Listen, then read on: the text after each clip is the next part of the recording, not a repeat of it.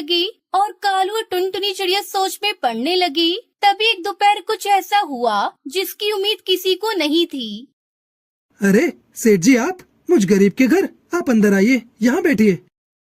अरे बस करो भाई, तुम पहले ही बहुत कुछ कर चुके हो। यहाँ जो कुछ हुआ उसके बारे में मुझे सब पता चल चुका है, लेकिन अब किसी को परेशान होने की जरूरत नहीं है। मैंने आदेश दे दिए हैं, अब सब कुछ ठीक हो जाएगा। और हाँ, तुम्हें अब जंगल के मुखिया के लिए चुना जाएगा। आपका बहुत बहुत शुक्रिया सेठ जी, अब तो कुछ नहीं चाहिए। तुम्हारे जैसे उम्मीदवार जो सच्चे दिल से गरीब पक्षियों की सेवा करते हैं, वही सही मायने में मुखिया होते हैं। अब कालू कौवे को मुखिया बनने से कोई नहीं रोक सकता था, क्योंकि सारे जंगल के पक्षी कालू और टुनटुनी चिड़िया के साथ होते हैं। कालू कौवा जंगल के पक्षियों का मुखिया बन जाता है और फिर उसकी सारी मुसीबत दूर हो जाती है। साथ ही जंगल के पक्षी खुशी खुशी। बस गोरी, बस जो होना था वो हो गया। बस यही दिन देखना बाकी था कि तुम मेरी पत्नी होकर मुझे डंडों से मारोगी।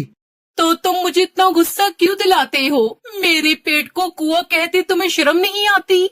अब जो भी हो, अब मैं तुम्हारे साथ यहाँ नहीं रह सकता। अब मैं तुम्हारा ये घोंसला और ये जंगल छोड़कर यहाँ से जा रहा हूँ।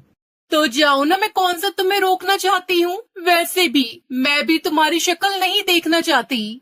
फिर कालू कौवा गुस्से में वहाँ से चला जाता है। शाम तक आवारा घूमकर आ जाएगा। पहले भी ऐसे कई बार घर छोड़कर गया है।